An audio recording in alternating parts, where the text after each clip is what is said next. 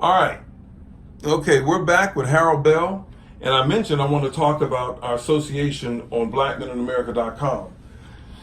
Over the years, since 2001, blackmeninamerica.com started out as an idea I had as a result of the Million Man March. It morphed into a website and an online magazine, and we probably have had 2 or 3 dozen columnists over the years. Probably maybe 8 to 12 that have been consistent. Throughout the history of the website, the most, and we have a lot of content on that site, the most read columnist statistically is Harold Bell. It's the sports, it's the politics, it doesn't matter.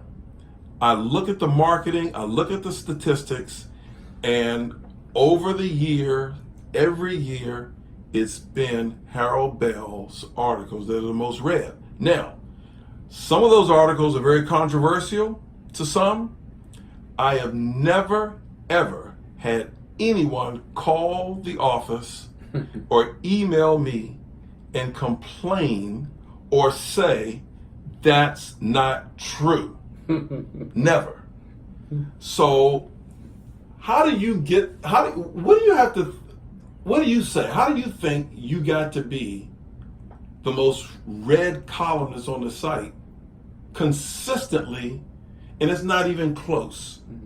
What's your reaction? Well, that's really a compliment in itself, especially when I heard that from you. We're talking about 50 of the most popular African American websites, and you rank like number 5 or something. Anywhere like between 5 and 24. Okay. At any given time. Yeah, at any given time, man, and that is a compliment. I think what that all goes back to my grandmother. She always told me, son, whatever you do, I don't know how far you're going with where in this media thing, but remember, I always want you to tell the truth, because a lie will change 1,000 times, but the truth never changes.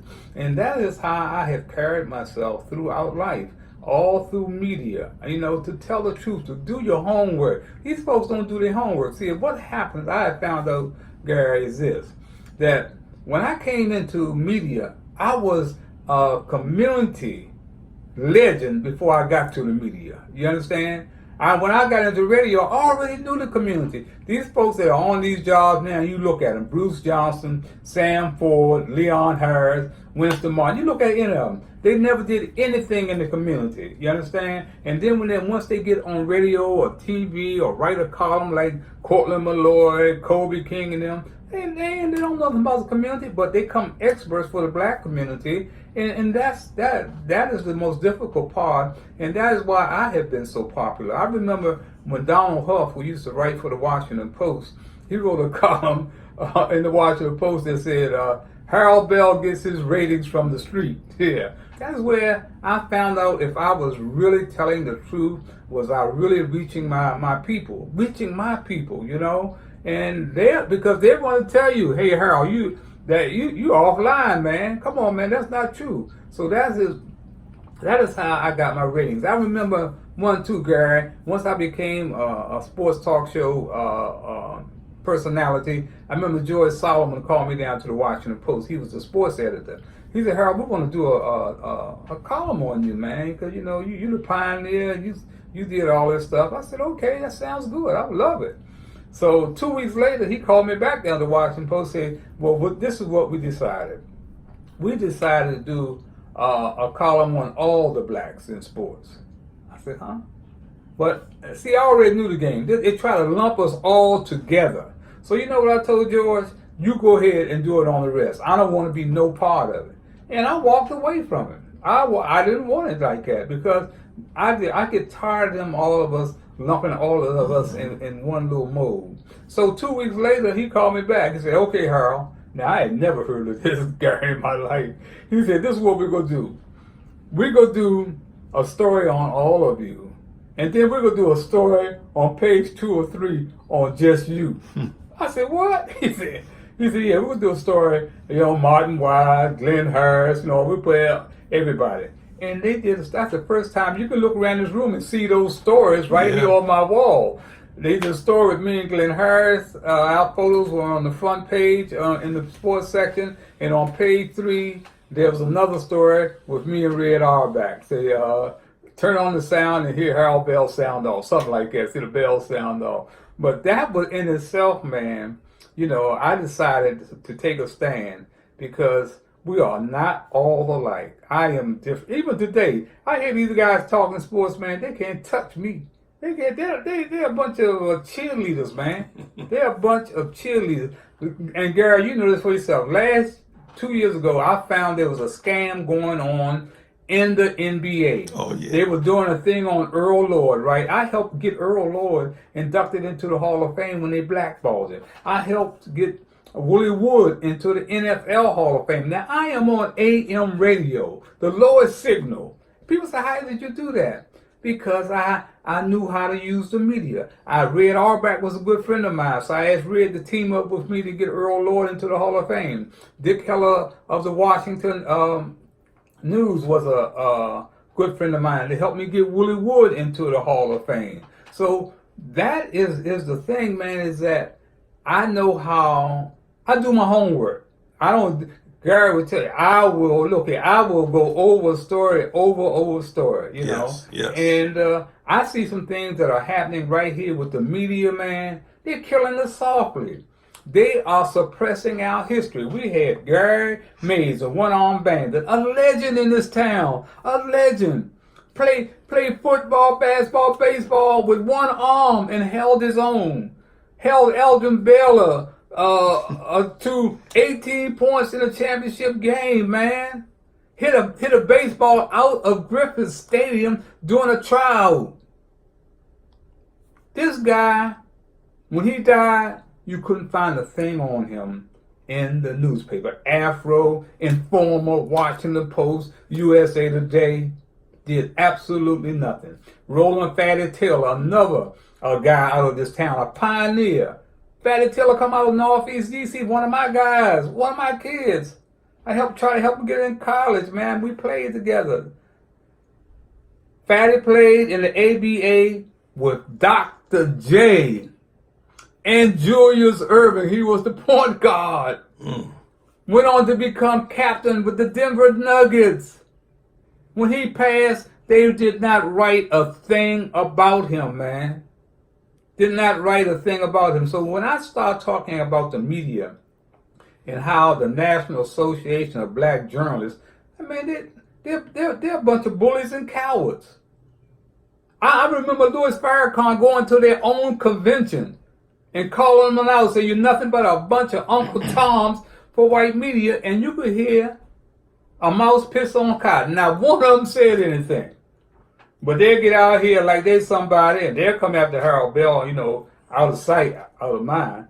But that's the problem. We don't have any media outlets. Kathy Hughes, Urban One, TV One is owned by Comcast.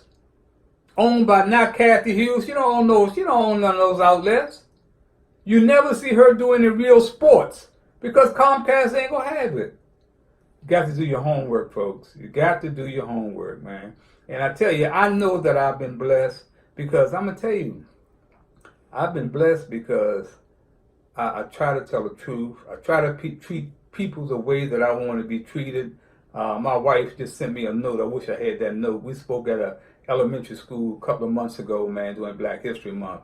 Little 5th and 6th graders, man, and everybody was shocked the way those kids took to me, you know. And she said she wished she had all the notes that I received from kids all around the world. You know, I was a historian at Ben's Chili Bowl for 6 years, and kids came from all around the world, and I talked to them, and they would send me notes back, man, saying how I had changed their lives. Because I was once there. I was once one of them, and I never forgotten. And I think that's probably what has happened to guys like James Brown and the John Thompsons and the Sugar Ray Leonards, man. They forget. They get out in that world, and I guess the bright lights in big city kind of dim their minds. But, man, I wouldn't do anything over. I mean, this guy, Gary, he Maggie Linton, who's been with me forever, They know that I'm straight up.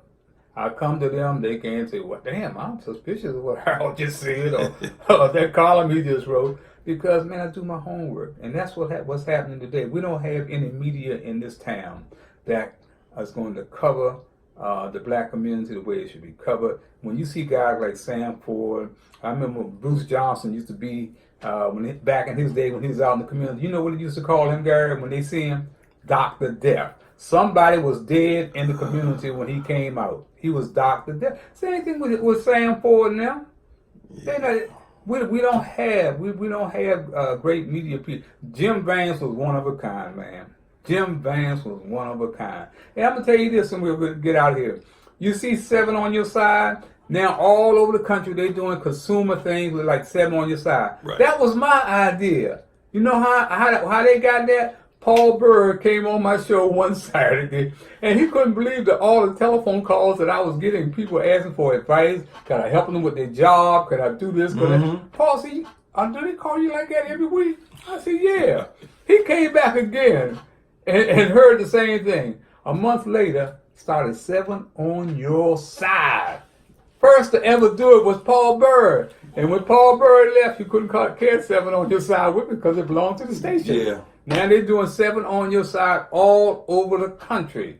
Wow. So man, yeah, I've had an impact, and when I get a note from Dr. Harry Edwards, do you all know who Dr. Harry Edwards is?